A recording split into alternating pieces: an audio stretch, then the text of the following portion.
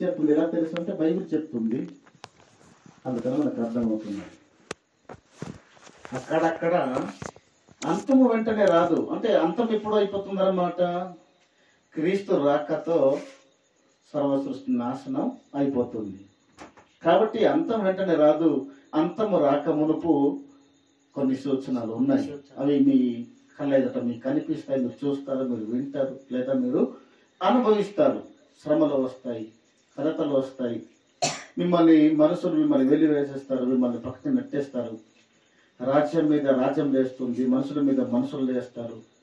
అక్కడ కరువులు వస్తాయి, భూకంపాలు వస్తాయి, చావు కేకలు వినబడతాయి. ఇవంతా కూడా మనకు క్రీస్తు రాకడకు సూచనలుగా మనకు బైబిల్లో మనకు చెప్తుంది, మనం వింటున్నాం. మరి మనం ఎక్కడ ఉన్నట్టు? క్రీస్తు రాకడకు దగ్గరలో, సమీపముగా, కడవరి గడియలో మనం ఉన్నామని ఈ సూచనలను బట్టి, వాటి సాక్ష్యాలను బట్టి మనకు అర్థమవుతుంది కదా. అర్థమవుతుందా లేదా? ఇంకా ఉంది అనుకుంటున్నారా? లేదు. తల వంచండి, ప్రార్థన చేసుకొని ముందుకెళ్ళిపోతాము. ప్రేమ కలిగిన తండ్రి, పరిశుద్ధడానికి వందనాలునైనా ఈ రాత్రి వేళ సమయంలో నీ పిల్లలకు చక్కటి విలువైన మాటలను తండ్రి నేర్పించండి. బలమైన సాక్ష్య ఆధారాలను తండ్రి నీ పిల్లలకు వారి ముందు ఉంచుతూ, నైనా చక్కటి సమాజంలో జరుగుతున్నటువంటి కార్యక్రమాలను, గొరకలిని వారికి ఆలోచింపచేయచ్చు.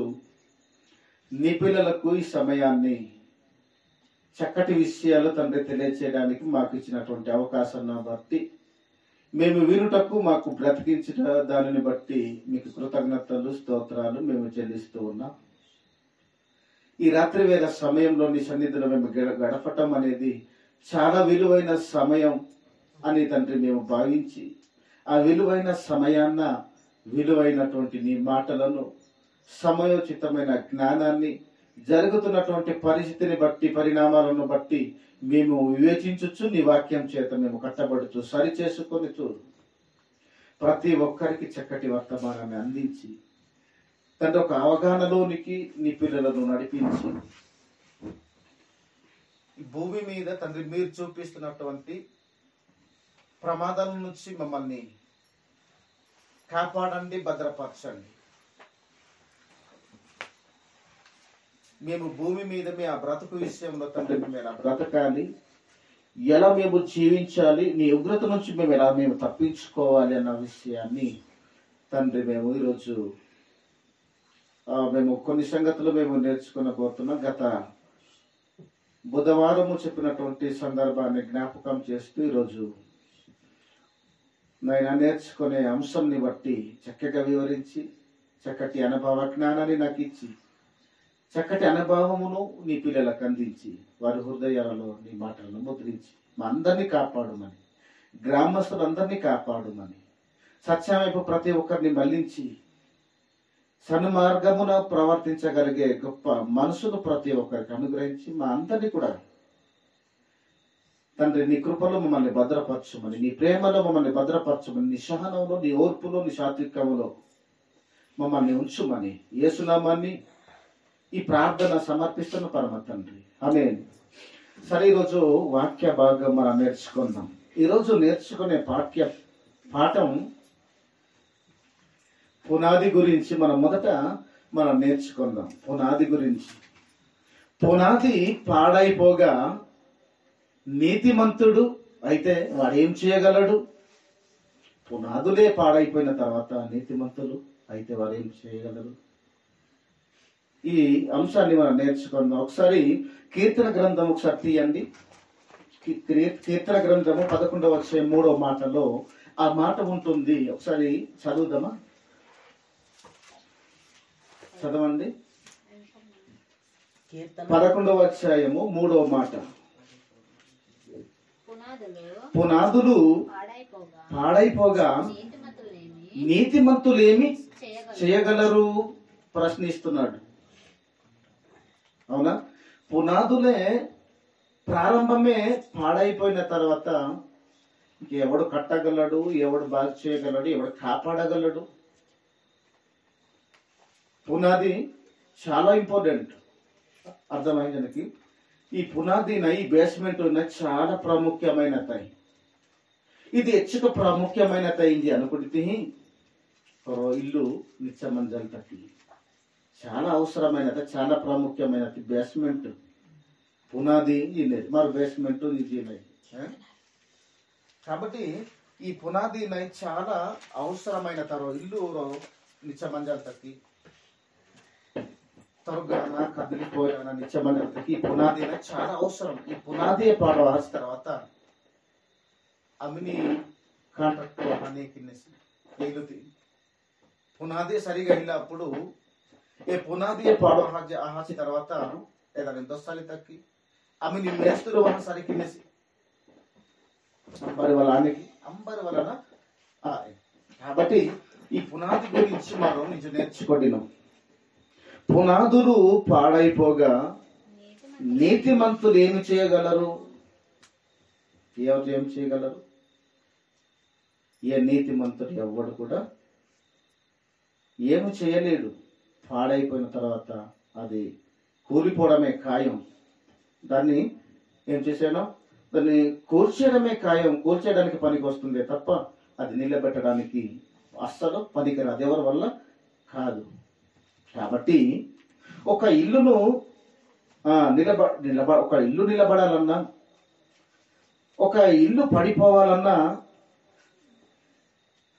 మరి దేని మీద ఆధారపడి ఉంటుంది? పునాది మీదనే ఆధారపడి ఉంటుంది. పునాది బాగుండాలి, పునాది బలంగా ఉండాలి, పునాది స్థిరంగా బలంగా ఉండాలి.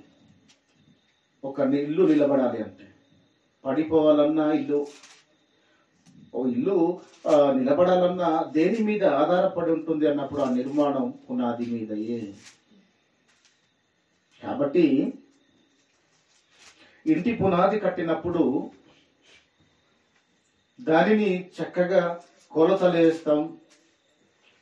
మన ఇష్ట ప్రకారంగా కొలతలేసి దానిని లోతుగా తవ్వి, పునాదిని లోతుగా తవ్వి దానిని గట్టిగా స్ట్రాంగ్ గా బలంగా ఉండడానికి మనం కట్టడానికి జ్ఞానముతో వివేకముతో దానిని కట్టడానికి ప్రయత్నం చేస్తుంటారు. స్థిరంగా ఉండడానికి, కదలకుండా ఉండడానికి అన్నమాట కదా. కదలకుండా ఉండడానికి ఏం చేస్తారు? లోతుగా త్రవ్వి సరైన పునాది ఉండాలి అనే ఆలోచనతో ఆ నిర్మాణం, ఆ భవనాలు పాడైపోకుండా కదిలిపోకుండా ఉండటానికి చక్కగా దానిని స్ట్రాంగ్ గా వాళ్ళు కడతారు. పునాది బాగుండాలి. కాబట్టి ఆ పునాది పాడైపోయిన తర్వాత ఆ కట్టిన ఆ మేస్త్రి ఏం చేస్తాడు, లేదా ఆ కాంట్రాక్టు ఏం చేయగలడు? అదే అంటుంది ఈ మాట, పునాదులే పాడైపోయిన తర్వాత, ఒక ఇంటి పునాది పాడైపోయిన తర్వాత, ఒక అపార్ట్మెంట్ పునాది పాడైపోయిన తర్వాత, అపార్ట్మెంట్ కట్టినటువంటి ఆ ఇంజనీరింగ్ ఏం చేయగలడు? అవునా? ఆ కాంట్రాక్ట్ ఏం చేయగలడు? వాటిలో పనిచేసినటువంటి వారు, ప్రయత్నం చేసిన వారు ఏం చేయగలరు? వారి వలన అవుతుందా? ఎవరి వలన కాదండి. ఎవరి వలన కాదు. కాబట్టి ఆ పునాదిని కట్టినప్పుడు చాలా బలంగా, గట్టిగా, తెలివితో, బుద్ధితో దాన్ని ముందుగానే సిద్ధపాటు కలిగి దాన్ని కట్టడానికి ప్రయత్నం వాళ్ళు చేస్తారు. అప్పుడు అది బలంగా ఉంటుంది. అది ఎన్నటికీ కదిలిపోకుండా ఉంటుంది. వరదలు వచ్చినా, వాన వచ్చినా, గాలి విసిరినా అది కదలకుండా స్థిరంగా, బలంగా, గట్టిగా ఉంటుంది. అలా ఉండడానికి ఎన్ని ఆలోచనలు, ఎన్ని జ్ఞానము, ఎన్ని అనుభవం కావాలి, లేకపోతే దానిని స్థిరపరచలేం. ఆ పునాదిని గట్టిపరచలేం మనం.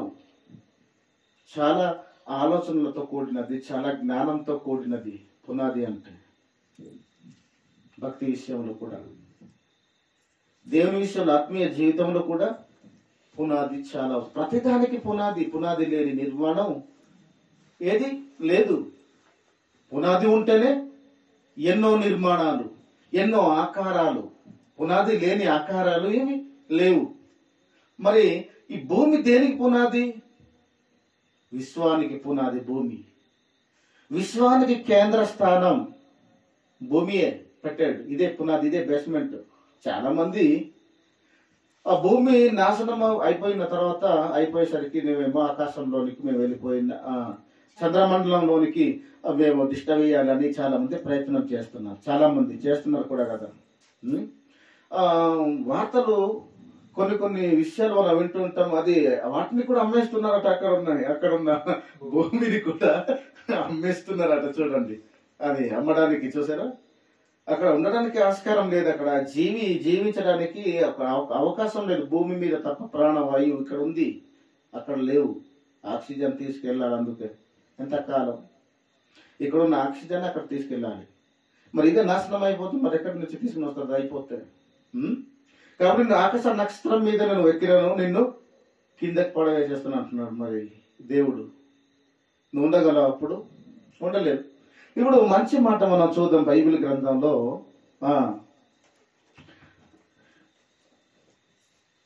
చక్కగా ఒక విషయాన్ని నేను ఆలోచన చేస్తాను. ఒకసారి లూకాసు వార్త ఒకసారి తీసి సహాయం చేస్తారా? పునాది గురించి మన ఆలోచన చేద్దాం. అది చేసిన తర్వాత కొన్ని మాటలు ముందుకు వెళ్ళిపోదాం నేర్చుకోవడానికి. 6:48 మంచి మాట అందుట్లో ఒకసారి చూద్దాం. ఇంటి పునాదిని కట్టినప్పుడు ఎలా కడితే ఆ పునాది స్థిరంగా ఉంటుందో మనం చూడగలం. ఒకసారి తీయండి అన్నమాట. వాడు ఒక వ్యక్తి ఎవడైనా ఇల్లు కట్టవలెనని ఉండి లోతుగా తవ్వి బండ మీద పునాది వేసిన వాని పోలియుండును. లోతుగా తవ్వాలి. ఒక మనిషి, నువ్వైనా నేనైనా ఈరోజు ఒక ఇంటిని మనం కడుతున్నామంటే, కట్టాలి అని అనుకుంటే కట్టవలసిన వాడు పునాదిని, తన ఇంటి పునాదిని ఏం చేస్తాడు? లోతుగా తవ్వుతాడు. లోతుగా తవ్వాలి. ఎందుకు లోతుగా తవ్వుతాడట? ఆ బండ మీద పునాదిని వేసిన వాణి పోలి ఉండును. అంటే బండ మీద కట్టబడిన వాడు ఎవడు చెప్పండి? బుద్ధిమంతుడు. బుద్ధిమంతుడు బండ మీద కట్టబడిన వాడు బుద్ధిమంతుడు. నేల మీద లేదా ఇసుక మీద ఇలా ఉన్నాయి సందర్భాలు. నేల మీద అన్నా ఇసుక మీద అన్నా దాని విషయం ఒకటి చెప్తుంది. అవి దొరికిపోతాయి, పాడైపోతాయి, కదిలిపోతాయి, కూలిపోతాయి అనడానికి సూచనలు ఇవ్వండి. బండ మీద కట్టబడినది దేనికి కదలదది. బలంగా, స్థిరంగా, కదలనిదిగా ఉంటుంది. ఎందుకు? బుద్ధిగా కట్టినది అది. బుద్ధిమంతుడు కట్టిన ఇల్లు అది, పునాది అది. అది వరద వచ్చినా, గాలి వీచినా, పెద్ద పెద్ద తుఫాన్లు వచ్చినా అది కదిలే ఛాన్స్ లేదు. ఎందుకంటే బుద్ధిగా కట్టింది. అంటే ముందు జరగబోయే విషయాలలో, ప్రమాదాలలో ఏ విషయంలో కూడా దీనికి దెబ్బ రాకూడదు, కదలకూడదు అని దాన్ని స్థిరంగా, బలంగా, బుద్ధితో, జ్ఞానంతో దానిని గట్టిగా దానిని కట్టబడినటువంటి పునాది. ఆ కట్టినవాడు ఎవరంటే బుద్ధిమంతుడు. ఎంతో జ్ఞానం ఉంటేనే గాని అలా కట్టలేడు. అలాంటి పోలిన వాడుగా మనం ఉండాలి. అట్ట చూడండి, అలా మనం కట్టాలి. లోతుగా తవ్వాలి. లోతుగా తవ్విస్తా చాలా స్ట్రాంగ్ గా, బలంగా దాన్ని కడితేనే గాని ఒక బుద్ధిమంతుడు కట్టినటువంటి ఒక పునాదిగా మనం ఉండలేము.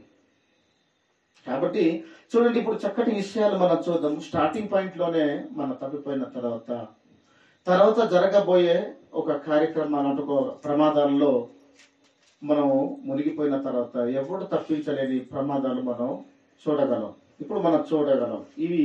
ఈ ప్రతిదానికి ఒక నీ భక్తి జీవితానికి ఒక పునాది వంటివి. పునాది, ప్రతిదానికి పునాది. అపోస్తలులు కట్టబడినటువంటి పునాది మీద ఈరోజు మనం కట్టబడుతున్నాం. వారు ఎవరి పునాది మీద కట్టబడారంటే క్రీస్తు మీద. క్రీస్తు బండరాయి. ఆయన క్రీస్తు, ఆయన మూలరాయి, ఆయన ఒక బండ, ఒక రాయి. ఆయన ఆ పునాది మీద, ఆ క్రీస్తు అనే ఆ బండ మీద ఎవరు కట్టబడ్డారు? అపోస్తలులు. అపోస్తలులు వేసిన ఆ పునాదిలోని ఈరోజు మనం ఒక ఇటికలుగా, మనం ఒక ఇల్లుగా మనం కట్టబడుతున్నాం. ఒక భక్తిలో, విశ్వాసములో, ప్రేమలో, అన్నిటిలో క్రీస్తే కదా మనకు. ఆయనలోనే కట్టబడాలి. ఆయనే కదా మన అందరికీ మాదిరి. ఆ మాదిరిలోనే మనం కూడా నడవాలి అంటే ఆయనే మనకు పునాది. ప్రతిదానికి పునాది ఉంది. పునాది లేకుండా ఏది లేదు. నీకు పునాది ఉంది. నేను గత వారం మొన్నటి దినాన్ని చెప్పాను. పునాది ఏది పునాది? నీ నడిమే పునాది నీకు.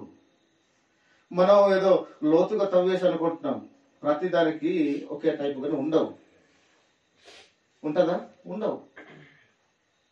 మరి ఆకాశానికి భూమి ఇప్పుడు ఏంటి భూమికి వేసాడట కనెక్టింగ్ పిల్లర్స్ వేసాడట భూమికే ఆకాశానికి. మరి భూమికి ఏది పునాదులు? పర్వతాలు. పర్వతాలు పునాది. అంతేనా? అంటే భూమి తిరుగుతున్నప్పుడు అన్ని పర్వతాలు బ్యాలెన్స్ పెట్టాడు. అందుకే హైట్ గా తక్కువగా ఉన్నాయి. అవి సరిపోవాలి. అది తిరుగుతుందంటే కొంచెం కొంచెం అది తక్కువైనా పాడైపోద్ది. అన్ని బ్యాలెన్స్ ప్రకారంగా దేవుడు కట్టుకుని వచ్చాడు.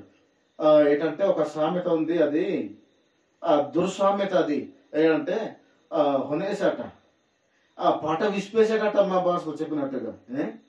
అప్పుడు అది కొన్ని అట ఉండిపోయినాయట. ఉండిపోతే ఆ పర్వతాలు కనిపిస్తున్నాయట. ఈ మాటలు మీకు తెలుసు కదా. మీకు దొంగ మాటలు అంటారు వాటిని. అది కాదు. అది దేవుడు బ్యాలెన్స్ పెట్టాడు. భూమికి పునాదులు ఏంటి? పర్వతాలు.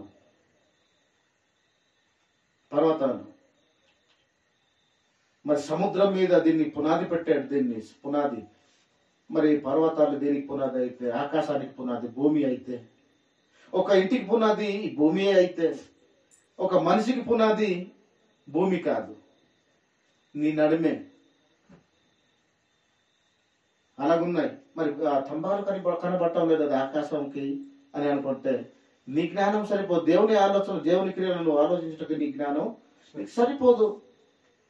ఆయన క్రియలను నువ్వు ఆలోచించడానికి నువ్వు సరిపోవు. ఆ జ్ఞానం శాశ్వతమైన కాల జ్ఞానాన్ని నీకు ఇచ్చిన ఆ జ్ఞానంతో కూడా దేవుని యొక్క క్రియలను తెలుసుకోవాలనుకుంటే నీకు అవి అర్థం కావు. ఒకవేళ అర్థమైతే ఆశ్చర్యమైనటువంటి కార్యక్రమం తట్టుకోలేను, భయపడిపోతావు. తెలియనిది నీకు తెలిస్తే. అందుకే నీకు తెలియదు, అందుకే నీకు చెప్పలేదు. ఒకసారి నా నిర్మాణం నీ నిర్మాణం ఆయన ఉద్దేశములన్నీ ఎరిగిన దావీదు ఆయన ఆశ్చర్య కార్యమైనటువంటి తన క్రియలను కార్యాలను తెలిసేసరికి భయం పుట్టేసింది కదా, వణుకు వచ్చేసింది కదా. నాకు భయమును నాకు ఆశ్చర్యమును నాకు కలుగుతున్నది అన్నాడు కదా. అంత ఆశ్చర్య కార్యములు చేసేవాడు దేవుడు. ఆ నిర్మాణాన్ని చూడగా ఆయనకు వణుకు వచ్చేసింది, భయం వచ్చేసింది, తట్టుకోలేకపోయాడు. అందుకే నీ జ్ఞానానికి అందనంత ఎత్తులో ఆయన కార్యక్రమాలు ఉన్నాయి. ఏది మరి ఆకాశానికి పునాది ఏది? మరి కనబడటం లేదు. మరి మనం అయితే పిల్లర్స్ వేసుకుంటాం అనుకుంటే నీ జ్ఞానానికి అవి సరిపోవాలి. నువ్వు అనుకున్నంత అంత ఈజీ కాదు. నీ ఆలోచన వేరు, దేవుని ఆలోచన వేరు. ఆయన జీవితం వేరు, నీ జీవితం వేరు. నీ క్రియలు వేరు, ఆయన క్రియలు వేరు. అన్ని వేరే. నీ చూపు వేరు, ఆయన చూపు వేరు. నీ చూపు మోహపు చూపు. నీ చూపు ఒక మనిషిని నాశనం చేశారనే చూపు. నీ చూపు ఒకని ఆస్తిని దోచుకోవాలనే చూపు నీది. దేవుని చూపు అలాంటిది కాదు. అన్ని వేరే. ఆయన మాటలు వేరు, ఆయన చూపు వేరు, ఆయన బ్రతుకు వేరు, అన్ని వేరే. అలాంటప్పుడు ఆయన వేసిన పునాదులు వేరే, నీ పునాదులు వేరే. నీ ఆలోచనకు అందిన పునాదులు వేరు, ఆయన ఆలోచన వేరు, అన్ని వేరే. కాబట్టి చూడండి, చక్కగా వాక్యాన్ని ఈరోజు మనం నేర్చుకోవడానికి మనం ముందుకు వెళ్తున్నాం. ఒకసారి దేవుడు మంచి వాక్యాన్ని ఈరోజు మనకు అందిస్తున్నాడు. కొన్ని విషయాలు మనం నేర్చుకుంటూ మనం ముందుకు వెళ్ళిపోదాం. దేవుడు చాలా విషయాలు తన పిల్లలతోనే చెప్తాడు. దేవుడు తన పిల్లలతోనే చెప్తాడు, అందరితో చెప్పాడు. ఈ అన్నిలు వీరు ఎందుకున్నారో, ఈ భూమి మీద తమ బ్రతుకులో సుఖంగా బ్రతకాలని, తినొచ్చు, త్రాగొచ్చు, పెండ్లి చేసుకుంటూ పెండ్లికి ఇచ్చుకొనొచ్చు, వారు ఉండటమే తప్ప, అంతవరకే తెలుసు తప్ప, బ్రతికే తెలుసు తప్ప మరో బ్రతుకు తెలియదు. రాబోయే ప్రమాదాన్ని వారికి తెలియదు. సుఖ జీవితం తప్ప మరో జీవితం వాళ్ళకి తెలియదు. ప్రమాదం తెలియదు. అంతేనా? ఏమి తెలియదు. కానీ తెలిసేది జంతువులకు, తర్వాత తన పిల్లలకు మాత్రమే తెలుసు. కాబట్టి దేవుడు తన పిల్లలకి ముందు చెప్తాడు ప్రమాదం. ప్రమాదం తన పిల్లలకి ముందు చెప్తాడు. ఒకసారి ఈరోజు మంచి వాక్యాలను మనం నేర్చుకుంటూ ఒక్కొక్క విషయాన్ని ముందుకు మనం చూస్తూ మనం వెళ్ళిపోదాం. దేవుడు నీతిమంతుని ఏది దాచాడు? ఒకసారి ఆదికాండం తీయండి, ఒకసారి ఆదికాండం ఒకసారి తీయండి. ఆదికాండంలో దేవుడు తన పిల్లలతో చెప్తున్నాడు. ఆదికాండం చేశారా? ఆదికాండం 18వ అధ్యాయం ఒకసారి సహాయం చేయండి. తొందరగా ఈ విషయాన్ని నేను మీ ముందు ఉంచాలి. 18వ అధ్యాయం 16, 17 వచనాల్లో ఆ మాట ఒకసారి చూద్దాం. ఏమంటున్నాడు? లేదు అది కాదు.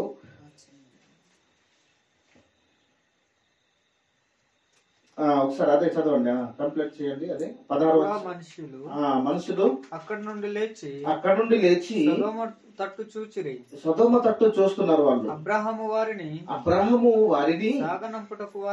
వారిని డ్రాప్ చేయడానికి, సాగనంపడానికి వెళ్ళాడు.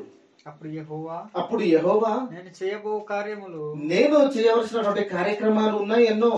అబ్రాహామునకు దాచదనా? ఆ కార్యక్రమాలు నేను అబ్రాహాము గారికి నేను దాస్తానా అంటున్నాడు. నేను దాస్తాను. నేను ఏది చేసినా, మంచి చేసినా చెడు చేసినా, నీతిమంతుడైనటువంటి అబ్రాహాము నేను దాచి నేను ఏది చెయ్యను. అబ్రాహాము గారికి నేను చెప్తాను. అబ్రాహాముకి నేను దాచి నేను చెప్పాను. ఎందుకంటే నాతో నడిచిన వాడు, నా స్నేహితుడు వాడు, నేను చెప్పిన ప్రకారంగా చేసేవాడు వాడు, నా ఇష్ట ప్రకారంగా చేస్తున్నవాడు వాడిని ఏది నేను దాచాను. నేను ఏది చేయాలనుకున్న ముందు ఆయన్ని చెప్పి నేను చేస్తాను. అది తండ్రికి ఉన్నటువంటి తృప్తి. అది ఆ మనసు, తండ్రికి ఉన్నటువంటి మనసు. అది మంచి చేయాలన్నా చెడు చేయాలన్నా అబ్రాహాము దాచి నేను చేయాలి. అంటే అబ్రాహాము నేను దాస్తానా? ఏది దాచటం లేదు. అబ్రాహాం గారికి చెప్తున్నాడు. నీతిమంతునికి దేవుడు ఏది దాచి చేయలేడు. మరి నీతిమంతుడు ఎవరు అన్నప్పుడు మనకు ఒక విషయం మనకు అర్థమవుతుంది. ఆల్రెడీ మనకు తెలుసు.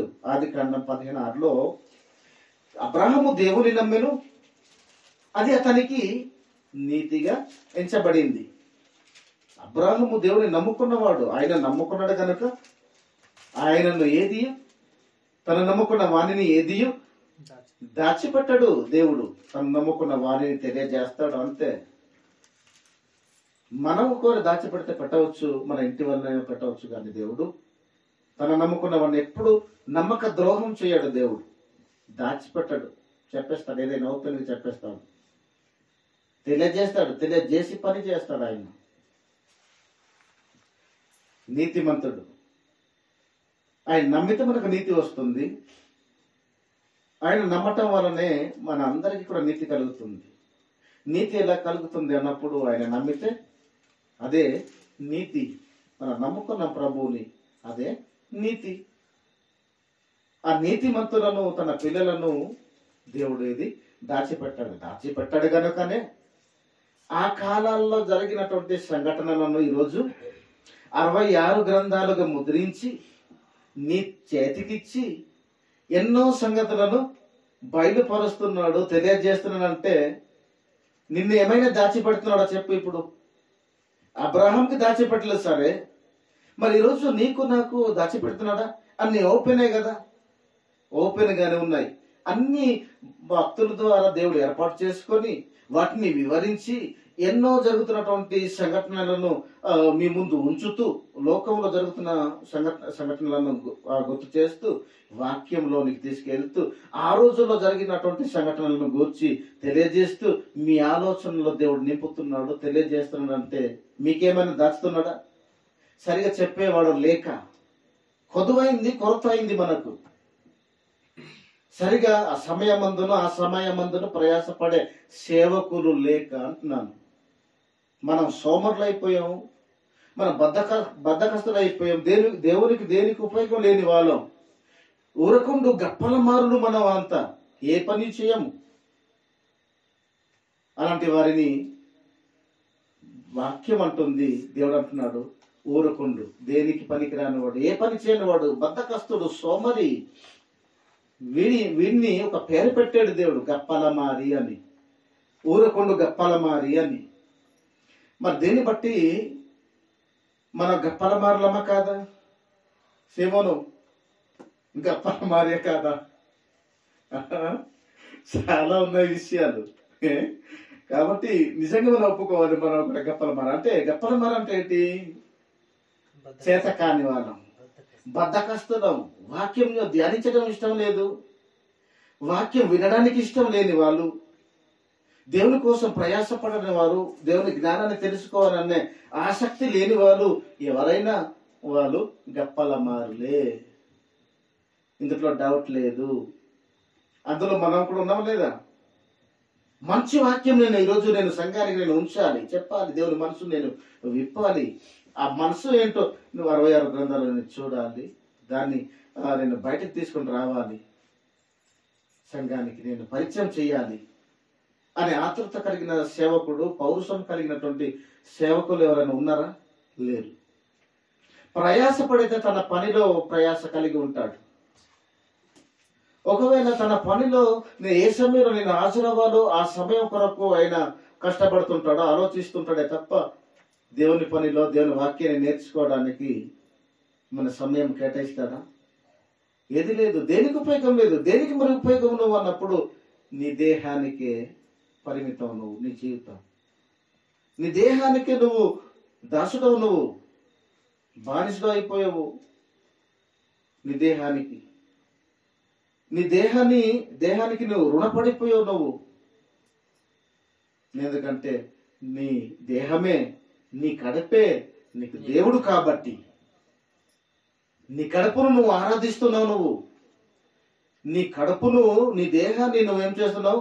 నువ్వు కొలుస్తున్నావు, నువ్వు ఆరాధిస్తున్నావు, నువ్వు గణపరుస్తున్నావు, నువ్వు మహిమపరుస్తున్నావు, స్తుతి ఆరాధన నువ్వు హెచ్చిస్తున్నావు. నువ్వు దాని పని నువ్వు చేస్తున్నావు, అది ఆరాధన. అది దాన్ని పొగుడుతున్నావు, దాని కోరికలను, ఇచ్చలను నువ్వు నెరవేరుస్తున్నావు, పొగుడుతున్నావు నువ్వు.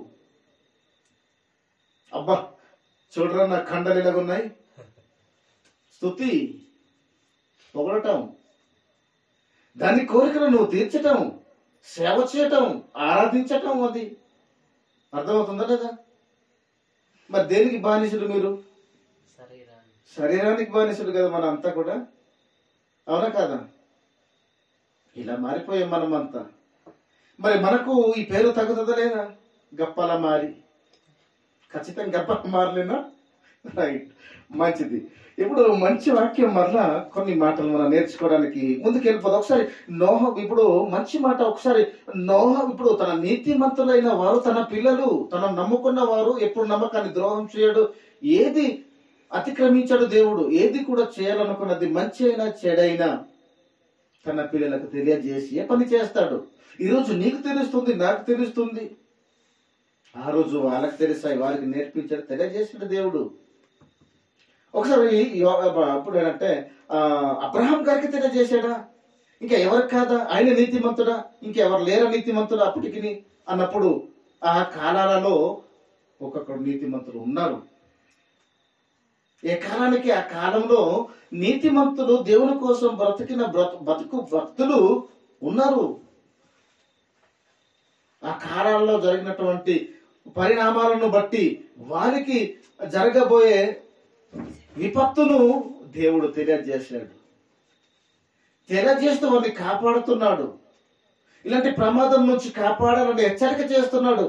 వారు దయతో వాళ్ళు సువార్త ప్రకటన కూడా చేసిన దినాలు కూడా ఉన్నాయి. నోహ కాలాల్లో ఆత్మస్వరూపిగా వెళ్ళి సువార్త ప్రకటన చేసిన ఎవరు విన్నారా? వినలేదు. దీర్ఘశాంతం చూపించాలి, నా పిల్లలను కాపాడుకోవాలి, రక్షణ పొందుతారేమో అని ఆలోచన చేసిన వారు ఆయన ఆలోచనలకు ఫలితంగా వారు లేరు. లేకపోబట్టి జరిగినటువంటి జలప్రలయం దాని చేత, ఆ ఆయుధము చేత అందరినీ నాశనం చేసినట్టు మన బైబిల్ గ్రంథంలో మనం చూడగలం. ఒకసారి నోహు గారికి కూడా జరగబోయే విపత్తును గూర్చి ఏమైనా తెలియజేసిన లేదా ఒకసారి చూద్దాం బైబిల్ గ్రంథం. అదే ఆదికాండం ఒకసారి తీయండి, ఆ తర్వాత మిగతా విషయంలోనికి మనం వెళ్ళిపోదాం. మనం ఆదికాండం 6వ అధ్యాయం 13వ వచనంలో మంచి మాట అందుట్లో దేవుడు తన సేవకుడైనటువంటి తన నీతిమంతుడైనటువంటి నోవాహును గూర్చి ఒక సమాచారాన్ని అందిస్తున్నాడు. జరగబోయే విపత్తును గూర్చి చెప్తున్న సందర్భాన్ని మనం చూడగలం. ఒకసారి చదువుతారా? 13వ అధ్యాయము 6వ అధ్యాయం 13వ మాట. దేవుడు నోహాబుతో సమస్త శరీరుల మూలముగా భూమి బలాత్కారముతో నిండి ఉన్నది కనుక నా సన్నిధిని వారి అంతము వచ్చి ఉన్నది. అంతేనా? 13 కంప్లీట్ అయిందా? ఇదిగో వారిని భూమితో పాటు నేను నాశనం చేసి అంటే చెప్తున్నాడు ఈ మాటలు. ఎవరితో చెప్తున్నాడు ఈ మాటలు? నోహాబు తన భక్తుడైనటువంటి నీతిమంతుడైనటువంటి నోవాహుతో ఈ మాటలు చెప్తున్నాడు. నాశనం చేసేస్తాను, భూమి మీద ఉన్న ప్రతి జీవిని నేను తుడిచేస్తాను, నేను నాశనం చేసేస్తానని జరగబోయే ప్రమాదమును ఎవరితో చెప్తున్నాడు? నోవాహుతో, తన కుమారునితో, తన నమ్ముకున్న తన భక్తునితో చెప్తున్న మాటలు ఇవన్నీ. దాచిపెట్టాడు ఏమైనా? దాచిపెట్టలేదు. అబ్రాహం దాచిపెట్టలేదు. నేను దాచిపెడతాను, నేను నీతిమంతుడు, ఏది నేను దాచిపెట్టాను. నన్ను అంటే నీతిమంతుడు ఎవరు అంటే తను నమ్ముకున్న భక్తుడు అని అర్థం అవుతుంది మనకు. తన నమ్మటం వల్ల మనకు నీతి కదా. అబ్రాహాము దేవుని నమ్ముకున్నాడు, ఆ నమ్మకం వలన ఆయనకు రిజల్ట్ వచ్చింది, నీతిగా ఎంచబడ్డాడు. మరి ఈయన నోహా గారు ఆయన నమ్ముకున్నవాడే. ఈయన ఒక నీతిమంతుడు. ఈయన కూడా నీతిమంతుడు, ఒక లోతు నీతిమంతుడు, చాలా నీతిమంతుడు. కాపాడడానికి ఎలాంటి ప్రయత్నాలు చేశాడు బైబిల్లో చాలా సంగతులు మనకు తెలుసు. కుటుంబాన్ని ఒకరి వలన అనేక మందిని కాపాడ్డాడు, తన వారసత్వాన్ని కాపాడ్డాడు దేవుడు. ఒకరిని కాపాడితే ఏం బాగుంటుంది? మరి నీతిమంతుడు బాధపడితే ఆయన తట్టుకోలేదు. ఆయన వలన చాలా మంది తన కుటుంబాన్ని కూడా రక్షించాడు. వారు దుర్మార్గులే కావచ్చు, దుష్టులే కావచ్చు, ఆయన వలన రక్షణ పొందారు. బైబిల్ గ్రంథంలో వారు పాపులని మనం చెప్పలేము, నీతిమంతులని మనం చెప్పలేము. కానీ ఒక తండ్రిగా ఒక నోవాహు గారు లేదా అబ్రాహము గారు ఇలా వాళ్ళ నీతిని బట్టి అనేక మంది రక్షణ పొందినట్టు మనం బైబిల్లో మనం చూస్తున్నాం. ఇప్పుడు నోవాహు గారిని కూడా ఏది దాచిపట్టలేదు.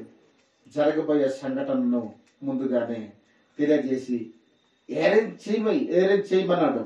ఇలాంటి కార్యక్రమాలు నువ్వు ఇలాంటి పరిస్థితుల్లో నువ్వు ఇవి చేయాలి, ఇవి కట్టాలి, ఇలా కట్టాలి, అలా కట్టాలని ఇవంతా కూడా నేర్పిస్తున్నా అంటే తెలియజేస్తున్నా లేదా? జరగబోయే విపత్తులో నువ్వు రక్షణ పొందాలంటే రక్షణ కోసం ఆయన ముందుగానే సిద్ధపాటు చేస్తున్నాడు. ఇలా చెయ్యి, అలా చెయ్యి, అలాగే చేస్తున్నాడు. ఆ తర్వాత లోపలికి వెళ్ళండి, మూసాడు, వాళ్ళని రక్షించేసాడు, మిగతా వాళ్ళని తుడిచేసాడు. తన పిల్లల్ని ఎప్పుడు దేవుడు కాపాడేవాడే గాని నాశనం చేసేవాడు కాదు. చెప్తాడే గాని ఏది దాచిపెట్టాడు దేవుడు. అర్థమవుతుందా? ఇప్పుడు మంచి మాట మరలా చూద్దాం, తొందరగా వెళ్ళిపోదాం. ఒకసారి ఆదికాండము 19వ అధ్యాయం 1వ వచనం తర్వాత 12 నుంచి 16 మాటల వరకు మనం ఇక్కడ చూస్తే ఒకసారి లోతు గారిని కూడా మనం చూడవచ్చు. ఆయన దృష్టికి నీతిమంతుడు ఆయన కూడా. వాళ్ళ ఫ్యామిలీస్ని కూడా దేవుడు కాపాడడానికి ప్రయత్నం చేశాడు. అల్లుడిని కాపాడడానికి ప్రయత్నం చేశాడు, అందరినీ కాపాడడానికి ప్రయత్నం చేశాడు. ఒకసారి చూద్దామా? నీతిమంతుడైన లోతును జరగబోయే విపత్తును తెలియజేయటకు దేవుడు 2 దేవదూతలను పంపించినట్టు, సొదొమ పట్టణానికి పంపించినట్టు బైబిల్ గ్రంథంలో మనం చూడగలం. మొదటి ప్రారంభ వచనంలో మనం చూడగలం. ఒకసారి చదువుతాను. 19వ అధ్యాయము. ఒక సాయంకాలమందు ఆ ఇద్దరు దేవదూతలు సొదొమ చేరునప్పటికీ లోతు సొదొమ గవిని యొద్ద కూర్చొని ఉన్నాడు లోతు గారు. చూడండి ఇక్కడ చాలు చాలు కృష్ణ చాలు. ఇప్పుడు ఏంటంటే రాత్రి సాయంకాలంలో ఎక్కడికి వెళ్ళిపోయారు? ఇద్దరు దేవదూతలను దేవుడు పంపించాడు. ఎందుకు పంపించాడు? అక్కడ లోతున్నాడు. ఇక్కడ సొదొమ పట్టణంలో లోతున్నాడు. ఆయన నివాసం చేస్తున్నాడు అక్కడ పట్టణంలో. చాలా మంది దుర్మార్గులు ఉన్న ఆ పట్టణంలో నీతిమంతుడైనటువంటి లోతు కూడా అక్కడ నివాసం చేస్తున్నాడు. మరి ఇద్దరు దేవదూతలు ఈ సాయంత్ర సమయంలో ఎందుకు వచ్చారు? లోతు గారికి సమాచారాన్ని అందించడానికి దేవుడు పంపించినటువంటి ఎవరు? పనివారు, దూతలు, సేవకులు. అర్థమవుతుందా? ఎందుకు పంపించాడు? లోతు అక్కడ ఉన్నాడు. తన నమ్ముకున్న భక్తుడు ఉన్నాడు అక్కడ, నీతిమంతుడు. ఆయన దాచిపెడతాను నేను, ఆయన తెలియజేయకుండా నేను నాశనం చేసేదనా? ఎప్పుడు దేవుడు తెలియజేయకుండా ఏది చేయడు. ఎవరిని? తన నమ్ముకున్న తన భక్తులను, తన పిల్లలను దేవుడు దాచిపెట్టడు. అందుకు పంపించాడు. సాయంత్రకాల వేళలో ఆ పట్టణానికి పంపించి లోతు ఇంటికి వారు నివాసం చేశారు. చాలా సంగతులు అక్కడ ఉన్నాయి. నీరిచ్చాడు, కడుక్కున్నారు, మంచి భోజనం పెట్టాడు, క్రొవ్విన ఎద్దును వధించి వారికి భోజనం పెట్టాడు. అక్కడ నివాసాలు ఉన్నారు. వారిని కూడడానికి కూడా బాలురు, బాలికలు, ఆ బాలురు, వృద్ధులు, యవనస్తులు వీరందరూ కూడా కూడుకున్నారు చనిపోయడానికి. వచ్చిన వారు కూడా ఊరుకుంటున్నారు. ఏంటి వీళ్ళు అంత చెడిపోయిన జాతి అది. కాబట్టి దేవుడు తట్టుకోలేకపోయాడు, చూడలేకపోయాడు. నాశనం చేయడానికి వచ్చిన వారిని చనిపోయడానికి చూశారు. అది ముసలి వాళ్ళు కాదు, ముసలి వాళ్ళతో పాటు యవనస్తులు, చిన్న పిల్లలు, వారందరూ కూడా లోతు ఇంటిని చుట్టుముట్టి, నీ ఇంటికి వచ్చిన వారు వారితో మేము ఉండాలి, వారిని బయటకు తీసుకొని రామని ఆ లోతుని చెప్పినప్పుడు, ఆ లోతు ఇదిగో పురుషుని ఎరగని నా కుమార్తెలే ఉన్నారు అని వారిని ఇష్టం వచ్చినట్టు మీరు వాడుకోండి అని కూడా అన్నాడు. వారిని మాత్రం ఏం చేయకండి, వారు నా గెస్ట్స్, వారు నా అతిథులు, నా ఇంటికి వచ్చిన వాళ్ళని మీరు ఏం చేయకండి. ఏమైనా చేయాలి, పాడు చేయాలనుకుంటే ఇదిగో నా కూతురు ఇద్దరు ఉన్నారు, వీరిని పాడు చేసేయండి, కానీ వాళ్ళని మాత్రం మీరు ఏం చేయకండి అని ఆ లోతు గారు చెప్పిన సందర్భాలు మనకు ఉన్నాయి. ఇప్పుడు 12వ మాట నుంచి మనం చూద్దాం. ఒక్క మాట ఇప్పుడు మీకు అర్థం, అంటే ఇది పరిచయ విషయాన్ని నేను చెప్తున్నాను మీకు అర్థం కావడానికి. అప్పుడు ఆ మనుషుడు 12 నుంచి అప్పుడు ఆ మనుషులు లోతుతో ఇక్కడ నీకు మరి ఎవరున్నారు, నీకు ఎవరున్నారు చెప్తున్నారు. లోతు నీతో పాటు ఇక ఎవరున్నారు, ఇక్కడ ఈ పట్టణంలో ఎవరున్నారు అడుగుతున్నారు దేవదూతలు. నీ అల్లుడిని, నీ కుమారులను, నీ కుమార్తెలు ఎంతమంది ఉన్నారు వారిని, ఈ ఊరిలో నీకు కలిగి ఉన్న వారందరినీ, నీకు ఎంతమంది అయితే నీకు ఉన్నారో, నీ వారు ఉన్నారో వెలుపలికి తీసుకొని వారందరినీ కూడా బయటికి తీసుకుని వచ్చేసాయి. బయటికి తీసుకుని వచ్చేసాయి. మేము ఈ చోటు, ఎందుకంటే చెప్తున్నారు, మేము ఈ చోటు నాశనం చేయవచ్చు, మేము నాశనం చేయవచ్చు. మనం ఎవరితో చెప్తున్నారు ఈ మాట? లోతుతో చెప్తున్నారు. ఎవరు? దేవదూతలు చెప్తున్నారు. మరి దేవుడు లోతుతో సమాచారాన్ని అందించాడా? దేవదూతల చేత ఏమైనా దాచేడా, అందించాడా, తెలియజేసాడా? తెలియజేస్తున్నాడు జరగబోయే విపత్తులు. ఎందుకు మేము వచ్చామంటే, ఇదిగో ఈ పట్టణాన్ని మేము నాశనం చేసేయడానికి మేము వచ్చాం. ఒకవేళ నీ కొడుకులు గాని, నీ కూతుర్లు గాని, నీ కూతురును మోసిన మీ అల్లుళ్ళు గాని, ఇంకా మిగతా ఎవరైనా నీకు సంబంధించినటువంటి తాలూకు వారు ఎవరైనా ఉంటే వారిని బయటికి తీసుకుని వచ్చేసేయి. అంటే చాలా మంది దుర్మార్గులైనా కావచ్చు, ఒక లోతు మాత్రం నీతిమంతుడిగా అక్కడ కనిపిస్తున్నాడు. ఆ నీతిమంతుని వలన తన వారసత్వాన్ని కాపాడుతున్నట్టు బైబిల్ చెప్తుంది. అలాగని వారందరూ నీతిమంతులని మనం చెప్పలేము, అలాగని వారందరూ పాపాత్ములని మనం చెప్పలేము. అంటే నోవాహు కుటుంబంలో కొడుకులు, కోడళ్ళు వారు నీతిమంతులు అనేది వారి గురించి ప్రస్తావన సరిగా లేదు. అలాగే లోతు కుమారులు, కుమార్తెలు, అల్లుళ్ళు వీరు నీతిమంతులుగా మనకు సరిగా ఇక్కడ మనకు కనబడటం లేదు. కానీ ఇక్కడ ఆ లోతు నీతిని బట్టి తన వారసత్వాన్ని దేవుడు కాపాడుతున్నట్టు మనం చూస్తున్నాం. నోవహు కుటుంబంలో తన నీతిని బట్టి తన కుటుంబాన్ని సంరక్షిస్తున్నట్టు కాపాడుతున్నట్టు మనం చూస్తున్నాం. అంటే నువ్వు నీతిమంతుడైతే నీ కుటుంబాన్ని దేవుడు కాపాడతాడనమాట. నువ్వు నీతిమంతుడు అయితే నీ వలన గ్రామాన్ని కూడా రక్షిస్తాడనమాట. ఒక్కడు నీతిమంతుడు ఉంటే ఈ మన ఊరినే దేవుడు కాపాడుతాడు. ఆయన వలన కాపాడుతాడు. ఒకసారి ఆ మాటలు ఇప్పుడు చూద్దాం. ఇప్పుడు కంటిన్యూ చేయి కృష్ణ. అక్కడ నుంచి నేను కాల్ చేయడానికి మేము నాశనం చేసేయడానికి మేము వచ్చామన్నాం కదా. వారిని గూర్చి మొర యెహోవా సన్నిధిలో గొప్పదాయను గనక చాలా గొప్పది అయింది కాబట్టి నాశనం చేయుటకు వారిని నాశనం చేసేయడానికి యెహోవా మమ్మల్ని పంపించాడు. మమ్మల్ని పంపించాడు కదా. లోతు బయటికి వెళ్ళి తన కుమార్తెలను పెండ్లి చేసుకోవాల్సినటువంటి తన అల్లుళ్లతో మాట్లాడి లెండి ఈ చోటును విడిచిపెట్టేయండి. యెహోవా ఈ పట్టణమును, ఎందుకంటే యెహోవా ఈ పట్టణాన్ని నాశనం చేయబోచున్నాడు, నాశనం చేసేస్తాడట అని చెప్పాను అని వాళ్ళతో చెప్తున్నాడు. లోతు గారు తన అల్లుళ్ళతో చెప్తున్నాడు, తన పిల్లలతో చెప్తున్నాడు, ఆడపిల్లలతో చెప్తున్నాడు, మగ పిల్లలతో చెప్తున్నాడు, తన అల్లుళ్ళతో చెప్తున్నాడు. ఎందుకు ఈ మాట చెప్తున్నాడు? ఈ ప్రస్తావన ఎందుకు చేస్తున్నాడు? తన వారసులతో ఎందుకు చెప్తున్నాడు ఈ మాటలు? దేవుడు జరగబోయే విపత్తును తన సేవకులైనటువంటి ఆత్మలు దేవదూతల చేత సమాచారం తెలియగా సలహా ఇవ్వగా వీళ్ళు చెప్తున్నాడు. అంటే దాచిపెట్టడం లేదన్నమాట తన భక్తులకు. ఏ విషయానైనా ముందుగానే చెప్తున్నాడు. మరి ఆ పట్టణంలో ఉన్న వారికి ఎవరికైనా తెలుసా? ఎవరికి తెలియదు, రహస్యంగా ఉంది. కానీ నీతిమంతుడైనటువంటి లోతుకు మాత్రమే ఈ సంగతి తెలుసు. తన పిల్లలకి తెలియదు, తన అల్లుళ్ళకు తెలియదు, తన కూతుర్లకు తెలియదు కానీ ఈయన వెళ్ళి చెప్తున్నాడు జరగబోయే సంగతి. ఆ సంగతి ఆయనకు చెప్పే రోజు దేవదూతలు తన వారసులకు లోతు వెళ్ళి చెప్తున్నాడు. రండి, వచ్చేయండి, తొందరగా ఈ స్థలం నుంచి మీరు వచ్చేయండి, బయటకు వచ్చేయండి, దీన్ని నాశనం చేసేస్తాడట, దేవుడు పాడు చేసేస్తాడట, మీరు వచ్చేయండి అని చెప్తున్నాడు. ఇంకా నెక్స్ట్ అయితే అతడు తన అల్లుడి దృష్టికి తమ మామగారు అల్లుడి దృష్టికి ఏమైపోయాడు అంటే నాకు అనిపిస్తున్నాడు అంటే ఎగతాళి చేయవలెనని వీడు ఎగతాళి చేస్తున్నాడు. వీడు ఎక్కడంటే ఇది నాశనం చేస్తాడట. వీడు పిచ్చి పట్టిందా వీడికి? ఎగతాళి అంటే ఇదే కదా.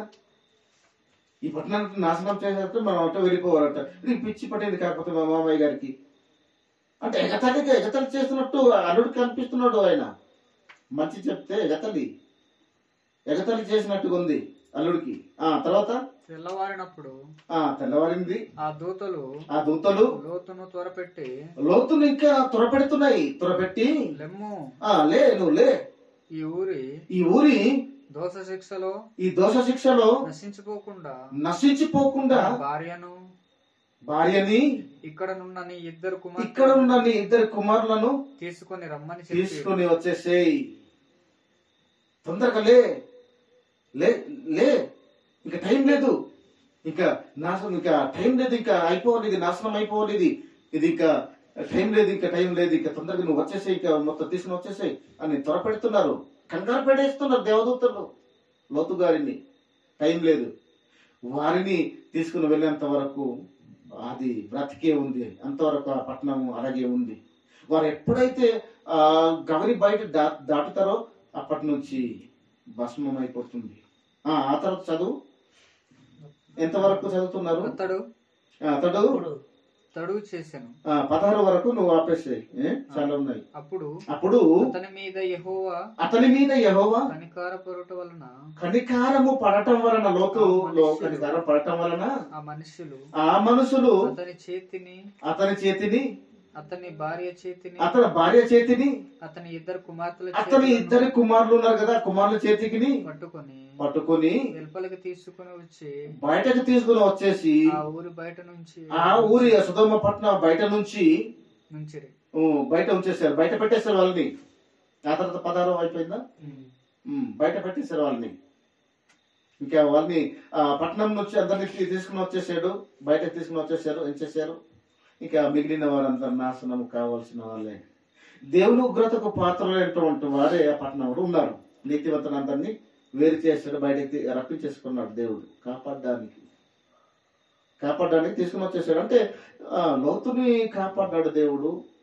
తర్వాత ఎవరు? జల ప్రళయంలో నోవహు గారిని కాపాడ్డాడు. అంటే తన భక్తులను నాశనం చేయటం లేదని మనకు అర్థమవుతుంది. ఆ నీతిమంతుడు ఇలా రక్షణ పొందాలో ఒక సూచనలు మనం చూస్తున్నాం, దేవుని నుండి వచ్చే సలహాలు మనం చూస్తున్నాం.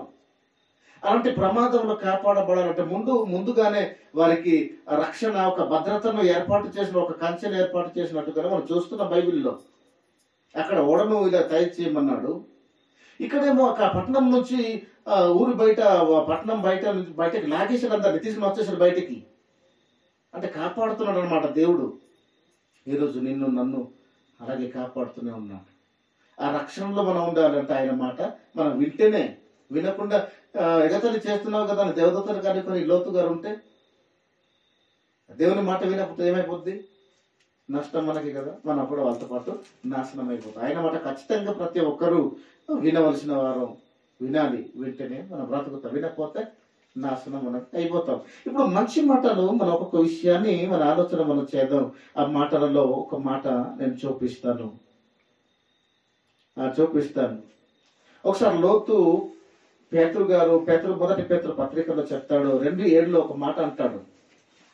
2:7 తొందరగా మిమ్మల్ని ముఖ్యించడానికి ప్రయత్నం నేను చేస్తున్నాను. దగ్గరలో వచ్చేసాం.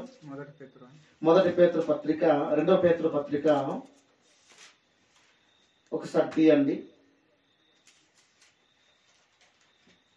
2:7 చూడండి. లోతు ఎవరు? నీతిమంతుడా? దుర్మార్గుల కామ వికార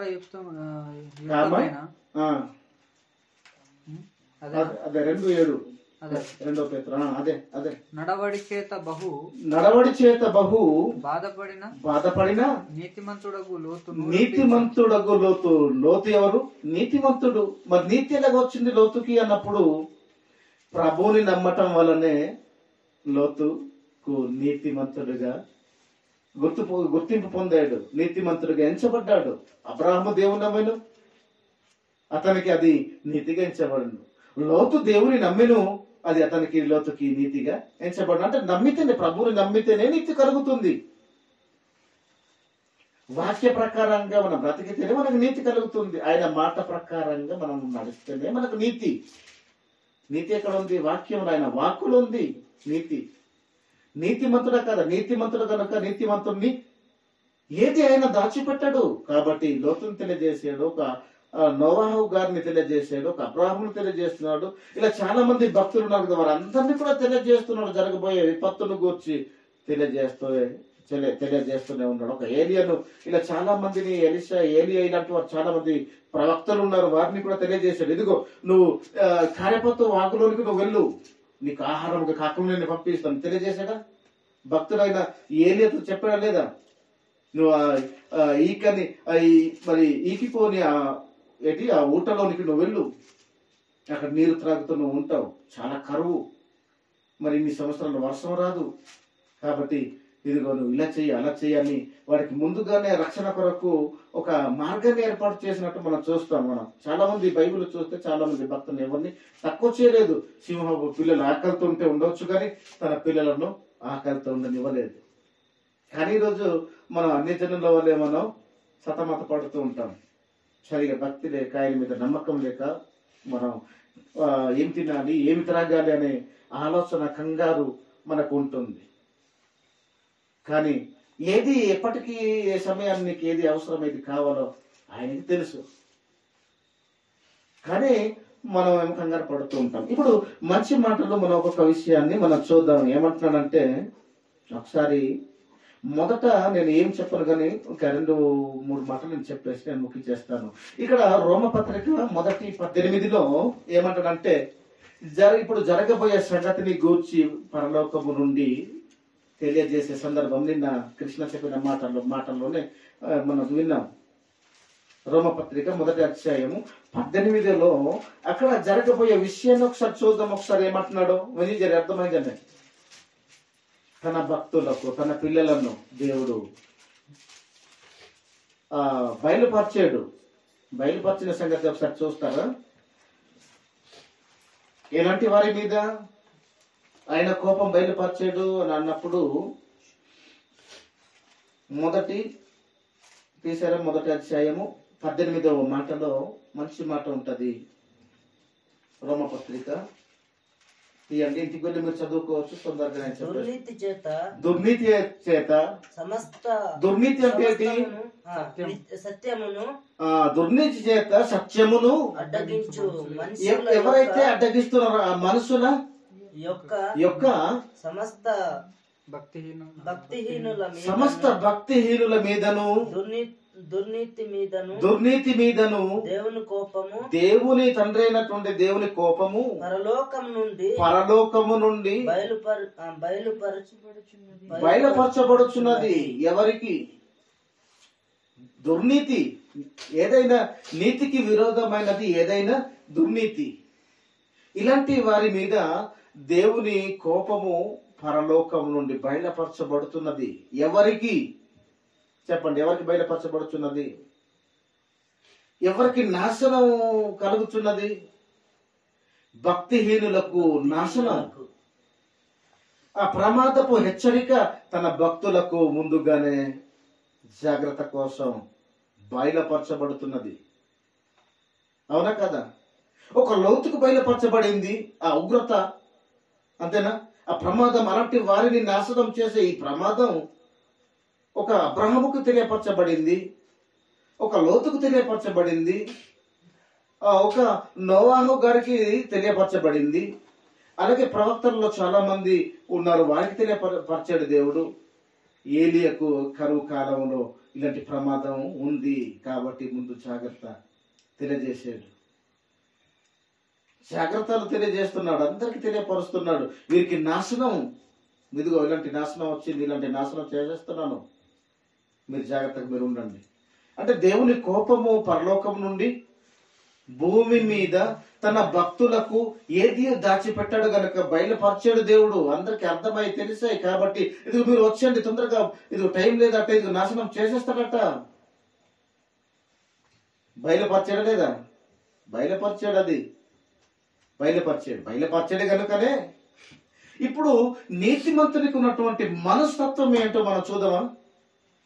బయలుపరిచాడే కాబట్టే, నీతిమంతులకు ఏది దాచిపెట్టాడు కాబట్టే పరలోకము నుండి ఇలాంటి వారిని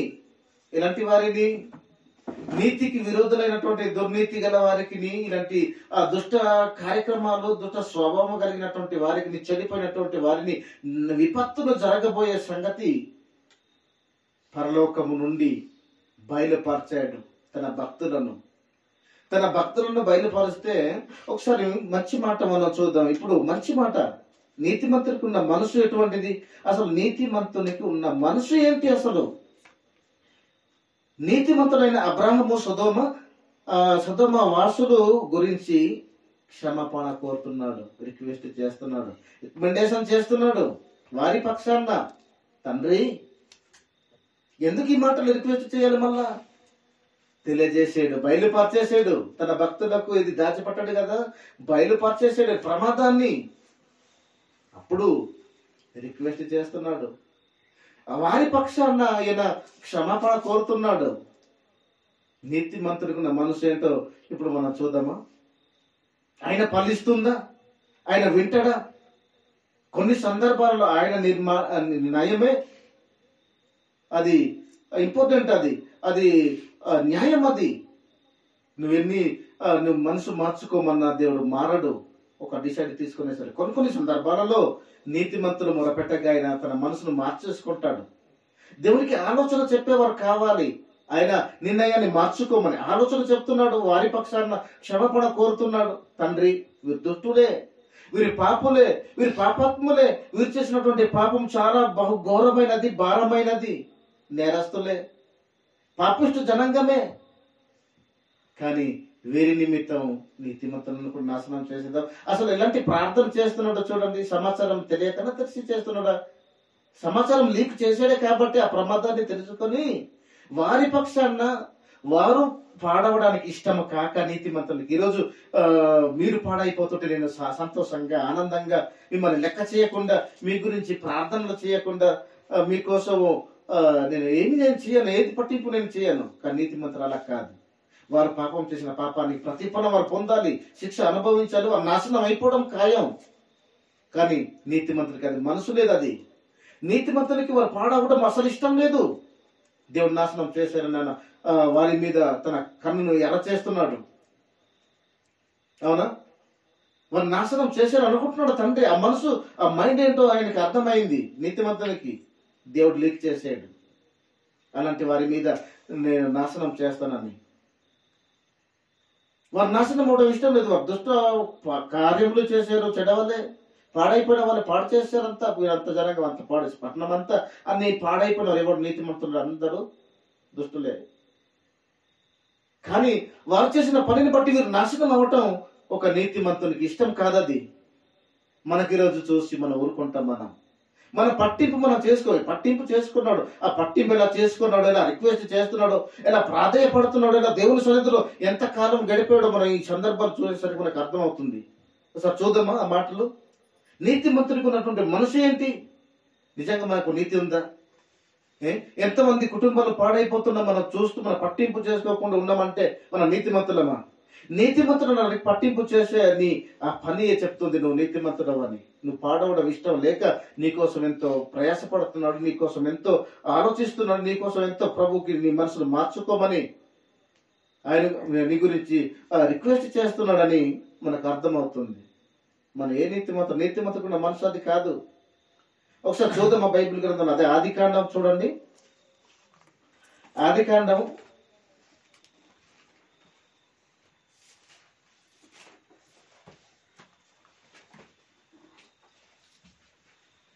తీశారా?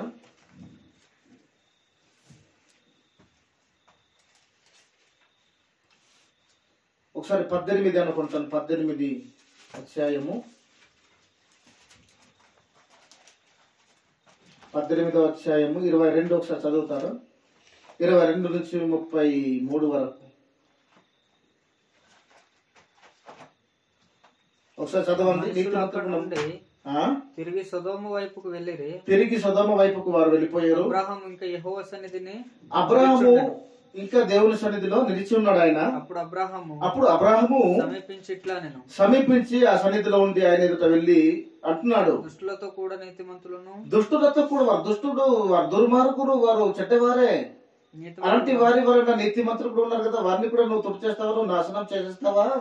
ఆ పట్టణంలో ఒకవేళ 50 మంది ఒకవేళ ఉంటే, నీతిమంతులు 50 మంది ఉంటే, దానిలో ఉన్న 50 మంది నీతిమంతులను, అందులో ఉన్న నీతిమంతులను 50 మంది నీతిమంతుల నిమిత్తం ఆ స్థలాన్ని నాశనం చేయక, ఆ పట్టణాన్ని ఆ స్థలాన్ని నాశనం చేయక కాయవా కాపాడవా, ఆ చొప్పున చేసి దుష్టులతో చెడ్డవారితో కూడా నీతిమంతులను చంపడం అనేది నీకు దూరమవును గాక, దూరం అయిపోవాలి. ఇక ఇలాంటి ఆలోచన రాకూడదు ఇక అంటున్నాడు. ఇంకా చదవండి. నీతిమంతుని దుష్టునితో సమానంగా ఎంచుట, నీతిమంతుని ఒక దుష్టునితో సమానత్వంగా నువ్వు ఎంచటం అనేది దూరమవును గాక, అది నీకు దూరం అవ్వాలి అని అంటున్నాడు. సర్వలోకానికి తీర్పు తీర్చువాడు న్యాయము చెయ్యడా అని చెప్పినప్పుడు యెహోవా సొదొమ పట్టణంలో 50 మంది నీతిమంతులు ఉన్న ఎడల వానిని బట్టి ఆ స్థలమంతటిని ఖైదువా అని నువ్వు కాస్తావా కాపాడతావా అని అంటున్నాడు. ఇంకా నెక్స్ట్ అలా చదివేసి అప్పుడు అబ్రహాం అంటున్నాడు, ఇదిగో నేను ఎలాంటి వాడిని అంటే ధూళియు బూడిదయునైనా నేను ప్రభువుతో తండ్రితో మహానీయులతో మాట్లాడడానికి నేను తెగిస్తున్నాను. 50 మంది నీతిమంతులలో 50 మంది ఒకవేళ నీతిమంతులలో ఒకవేళ 5 తక్కువైపోతే 5 తక్కువైనందున ఆ పట్టణాన్ని నువ్వు నాశనం చేసేస్తావా అని అడిగాను. ఆయన మనసును అడుగుతున్నాడు. ఆయన మనసును అందుకు ఆయన అక్కడ 45 అప్పుడు అంటున్నాడు దేవుడు, 45 నాకు కనబడిన ఒకవేళ నాకు కనబడినా నాశనం చేయనని. నేను ఆ పట్టణాన్ని, ఆ దేశాన్ని, ఆ స్థలాన్ని నేను నేను చేయను అంటున్నాడు. మాట్లాడుకుంటున్నారు. ఈయన కాపాడడానికి ప్రయత్నం చేస్తున్నాడు. ఒకవేళ లేకపోతే భయపడుతున్నాడు. ఒకవేళ తక్కువ మంది ఒకవేళ ఉంటే సంగతి ఏంటి? కాపాడుతావా?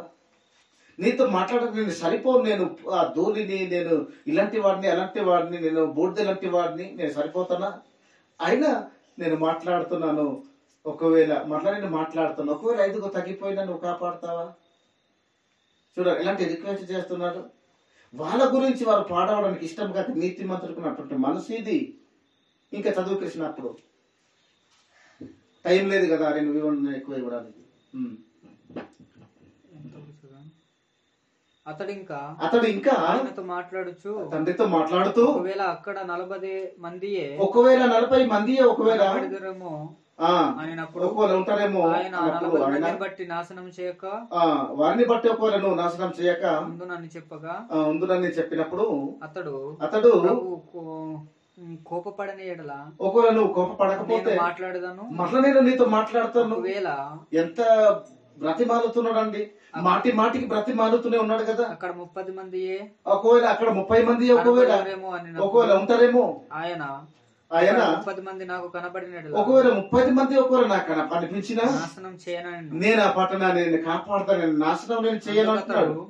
అందుకు అతడు, ఇదిగో ప్రభుతో మాట్లాడదగించి తిని, ఇదిగో మాట్లాడడానికి నేను తెగించాను. నేను ఒకవేళ అక్కడ 20 మంది కనబడితే, ఒకవేళ 20 మంది ఒకవేళ కనబడతారేమో కన్నప్పుడు ఆయన అందుకు ఆయన 20 మంది బట్టి నాశనము చేయకుందుననగా అతడు ప్రభు కోపపడని ఎడల, ప్రభువు కోపపడకపోతే నేను ఇంకొక మారు మాట్లాడదాను. మళ్ళీ నేను మాట్లాడు, నువ్వు కోపపడకపోతే మరొకసారి నేను నీతో మాట్లాడు, రిక్వెస్ట్ చేస్తావా లేదా? ఒకవేళ అక్కడ 10 మంది కనబడుతారు, ఒకవేళ అక్కడ 10 మంది ఒకవేళ కనబడతారేమో అన్నప్పుడు ఆయన 10 మందిని బట్టి ఆ 10 మందిని బట్టి నాశనం చేయక ఉందునను, ఆ పట్టణాన్ని నేను నాశనం చేయకుండా ఉంటాను, నేను నాశనం నేను కాపాడుతాను అంటున్నాడు యెహోవా. అబ్రహాముతో మాట్లాడగా మాట్లాడిన తర్వాత చాలించిన తర్వాత అబ్రహాము తన ఇంటికి తిరిగి వెళ్ళిపోయాడు. చూడండి ఎన్ని ఆ దేవుని సన్నిధిలో నిలిచి ఉన్నాడు. వాళ్ళ కోసం ఉన్నాడు, వాళ్ళ కోసం రిక్వెస్ట్ చేస్తూ వారి తరఫున వారిని కాపాడడానికి, తండ్రి మనసును మార్చడానికి ప్రయత్నం చేస్తున్నాడు. నీతిమంతునికి ఉన్నటువంటి మనసు అది. ఇన్ని ప్రయత్నాలు చేశాడు. 50 మందితో స్టార్ట్ చేశాడు. 5 వరకు వచ్చాడు. 10 మంది 5 వరకు వచ్చాడు. ఉంటే కాపాడుతాను. ఒకవేళ తక్కువ అయిపోతే ఒకవేళ కాపాడవేమో అంటున్నాడు. లెక్కకు 5 తక్కువ అయిపోయినా పర్వాలేదు, 45 ఉన్నా నేను కాపాడుతున్నా. ఇలా చెప్పుకుంటూ ఒక 5 సంఖ్యలో తగ్గించుకుంటూ 10 వరకు వచ్చాడు. 10 నుంచి ఒక 5 వరకు వచ్చాడు. 5 ఉన్న నేను కాపాడుతాను అన్నాడు. మరి ఎవరున్నారు కాపాడడానికి? ఎవరు లేదు. మరి కాపాడ్డాడు, సమాచారాన్ని ఇచ్చాడు. ఆ ఊరి బయటకి, ఆ పట్టణం బయటికి వాళ్ళందరినీ కూడా కుటుంబాన్ని తీసుకుని వచ్చేసాడు. మిగతా వాళ్ళని నాశనం చేసాడు. చేయకుండా ఉండాలంటే 5 ఎవరు లేరు, ఒక లోతు తప్ప. ఈ లోతు ఎవరు? అబ్రాహము. ఈ సందర్భంలో నేను చెప్పాను, ఇక్కడ చాలా ఉన్నాయి, అది తర్వాత మీరు నేర్చుకోవాలంటే టైం లేదు. అబ్రాహముకు ఈ లోతు కుమారుడు. అబ్రాహము ఏమవుతాడంటే పెద్ద నాన్న అవుతాడు. అర్థమవుతుందా? లోతుకి అబ్రాహము పెద్ద నాన్న. అంటే అబ్రాహము వాళ్ళు 3 కుమారులు. 3 కుమారులలో ఒకని కడుపున పుట్టినవాడే లోతు. అబ్రాహం మొదట పుట్టినవాడు. ఆ తర్వాత 2 అన్నది సహోదరులు ఉన్నారు. ఆ 2 సహోదరుల్లో ఒకరికి పుట్టినవాడే లోతు గారు. మరి ఆయన లోతుకి ఏమవుతాడంటే పెద్ద నాన్న అవుతాడు. ఆయన నీతిమంతుడే. కాబట్టి వీరంతా కూడా చాలా విషయాలు ఉన్నాయి. దేవుడు ఆ నీతిమంతుని ఏం చేశాడంటే కాపాడడానికి ప్రయత్నం చేశాడు. ఇప్పుడు నీతిమంతుడు చూడండి, పునాదులే పాడైపోయాయి కదా, పట్టణాలే పాడైపోయాయి కదా. పాడైపోయిన తర్వాత ఇన్ని రిక్వెస్ట్ చేసినా, ఇన్ని ప్రయత్నాలు చేసినా, నీ మనసు మార్చుకోమని, నేను ఇలాంటి వాడిని అలాంటి వాడిని, నేను సరిపోను నీతో మాట్లాడడానికి, ఒకవేళ ఇంత నేను విసిగిస్తున్నాను కదా, నువ్వు ఒకవేళ గొప్ప పడకపోతే నేను ఒక మాట నేను చెప్తాను, నువ్వు వింటావా అన్నప్పుడు, చెప్పు ఏంటి అన్నప్పుడు, ఒకవేళ 5 ఒకవేళ నువ్వు కాపాడుతావా? ఇన్ని ప్రయత్నం చేశాడు. పునాదులే గ్రామమే పట్టణమే పాడైపోయిన తర్వాత నీతిమంతుడు ఏం చేయగలడు? మన పాఠం ఈరోజు. ఒకటో రెండో చాలా సంగతులు కాబట్టి నేను ఏం చెప్పలేకపోయింది, మీరు కొంచెం మైండ్లో మీరు పెట్టుకోండి, అంతేనా? పునాదులు పాడైపోగా, గ్రామాలు పట్టణాలే పాడైపోయిన తర్వాత నీతిమంతుడు ఎన్ని ప్రయత్నాలు చేసినా, ఎన్ని రిక్వెస్ట్ చేసినా, వారి తరపున ఎంత ఆయన ప్రయత్నం చేసినా ఏ ఉపయోగం ఉంది? ఏ ఫలితం ఉంది? దేవుడు ఆ పట్టణాన్ని కాపాడని ఎడల, ఆ పట్టణాన్ని అంటే పట్టణాన్ని ఏం చేసేవాడు? దేవుడు అంటే ఇప్పుడు ఆ పట్టణాన్ని దేవుడు కాపాడని ఎడల, ఆ పట్టణాన్ని కాచేవాని ప్రయాసం వ్యర్థమే అని మనకు 127 మొదట్లో మనకు కనిపించే మాట. కాపాడటం లేదు. మరి ఆ పట్టణాన్ని కాపాడినప్పుడు ఎన్ని రిక్వెస్ట్లు ఎందుకు? ఎన్ని ప్రయత్నాలు నీతిమంతుడు ప్రయత్నం చేసినా ఆ ప్రయాస వ్యర్థం, ఉపయోగం లేదు. స్టార్టింగ్ లోనే పాడైంది. దాన్ని సరిచేయడానికి ఎవరి వల్ల కాదు కనుకనే వీరు ఉండడం మంచిది కాదు, వీరు నాశనం చేసేయాలని దేవుడు తుడి చేశాడు. ప్రయత్నం చేశాడు. ఫలించిందా? ఫలించలేదు. చివరి మాట మనం చూద్దాం ఒకసారి. 19:24 అదే మాట, చివరి మాట నేను చెప్పేసి మిమ్మల్ని ముఖ్యం ఎన్ని ప్రయత్నాలు చేశాడు, ఇదిగో ఉపయోగం ఉందా? 19వ అధ్యాయము 24-25 ఆదికాండం చివరిగా. అప్పుడు యెహోవా సొదొమ మీదను గొమొర మీదను యెహోవా యొద్ద నుండి గంధకమును అగ్నిని ఆకాశము నుండి కురిపించి ఆ పట్టణానికి కురిపించి ఆ పట్టణాన్ని ఆ మైదానం అంతటిని, 2 పట్టణాలను, ఆ మైదానం అంతటిని, ఆ పట్టణములలో నివసించిన వారందరినీ, నివసిస్తున్నటువంటి దుష్టులందరినీ, నేల మొలకలంతా కూడా నాశనం చేశాడు. మరి నీతిమంతుని ప్రయాసము వ్యర్థమైందా? ఫలించిందా? ఫలించలేదు. పునాదులే పాడైపోయిన తర్వాత నీతిమంతుడు ఏం చేయగలడు? ఆ పట్టణమే, సొదొమ గొమొర పట్టణాలే పాడైపోయిన తర్వాత నీతిమంతుడు కాపాడడానికి నీ ప్రయత్నాలు చేసిన ఉపయోగం ఏముంది? నిష్ప్రయోజనమే కదా. ఆ పట్టణాన్ని యెహోవా కాపాడని ఎడల నీతిమంతుని ప్రయాసం వ్యర్థమే. కాబట్టి రోగము ముదరక ముందే హాస్పిటల్లో చేర్చాలి, ఇంజక్షన్స్ ఇవ్వాలి, మందులు మాత్రలు వారికి ఇవ్వాలి, అంతేనా? రోగమే ముదిరితే డాక్టర్ ఏం చేయగలడు? అర్థమవుతుందా? గ్రామము చెడిపోతున్నప్పుడే గ్రామాన్ని సరిచేయాలి. ఆ గ్రామమే పాడైపోయిన తర్వాత గ్రామానికి పెద్ద ఒక సర్పంచ్ ఏం చేయగలడు చెప్పండి? ఒక రాజ్యమే పాడైపోయిన తర్వాత, బాగా పాడైపోయిన తర్వాత ఆ రాజ్యం ఏం చేయగలడు? అంతేనా? అలాగే సంఘము కూడా పాడవుతున్నప్పుడు సరిచేయకుండా బాగా పూర్తిగా పాడైపోయిన తర్వాత ఏ నీతిమంతుడు, ఏ సేవకుడు, ఏ నాయకుడు, సంఘ పెద్ద వచ్చి బాగు చేస్తారు, సరిచేయలేడు.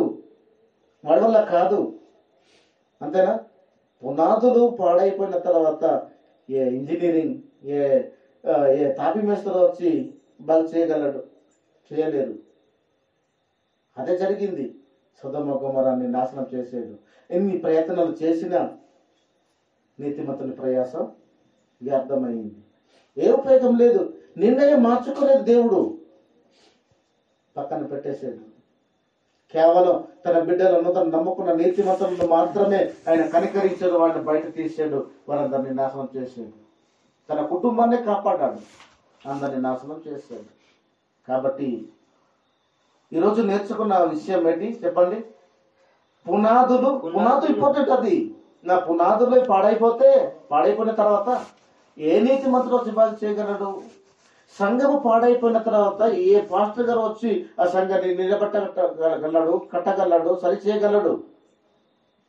రోగము ముద్రక మునిపే, ఆ గలిబిలి ఎక్కువ కాక మునిపే సంఘాన్ని సరి చేయాలి, మనం సరి చేసుకోవాలి. ముదిరిపోయిన తర్వాత నేను చూసుకుంటాను అనుకుంటే అది నీ వల్ల అయ్యే పని కాదు అది. కాబట్టి ఈ వాక్యాన్ని మీరు చక్కగా విన్నారు. కాబట్టి సూచనలు జరుగుతున్నాయి. మరి ఇక్కడ సొదొమ గొమొరాకి పట్టిన గతి మొన్నటి దినాన్న అమెరికా లాస్ ఏంజల్స్ దానిని నాశనం చేశాడు. అవునా కదా? నాశనం చేశాడు ఆ పట్టణాన్ని. మరి నీ చావైనా నా చావైనా నీ వశంలో లేదు, అంతేనా? ఆ మాట కృష్ణ చెప్పాడు ప్రసంగి 8:8లో ఆ మాటలు ఉంటాయి. నీ మరణ దినం నీ వశంలో లేదు. ఇది సొదొమ గొమొరా వాసుల వశంలో ఉందా? తమ చావు లేదు, దేవుని వశంలోనే ఉంది కనుకనే చాలా మందిని చెప్పాడు, రక్షించుకున్నాడు, వారికి చావు ఇచ్చేసాడు. తమ మరణ శాసనాన్ని దేవుడు వ్రాసేసాడు ఆ పట్టణాన్ని. మొన్నటి దినాన్ని అమెరికా దేవుడు దీవించాడు, ఆస్వాదించాడు. God bless America. ఏం చేశాడు? దీవించాడా? శపించాడా? పెళ్లి చేశాడు. అది కాబట్టి పాడైపోతే దేవుడు ఎవరిని ఊరుకోడు. ఇలాంటి ప్రమాదాలు చోటు చేసుకుంటాయి. ఇలాంటి గతి ఖచ్చితంగా పడుతుంది. ఒక లోతు భార్యను గుర్తిస్తున్నాడు, ఆ పట్టణాలను గుర్తిస్తున్నాడు. అవి ఇప్పటికీ మనందరికి మాదిరిగా ఒక గుర్తుగా, ఒక హెచ్చరికగా మమ్మల్ని హెచ్చరిస్తూ సరి చేయడానికి దేవుడు వ్రాయించిన మాటలు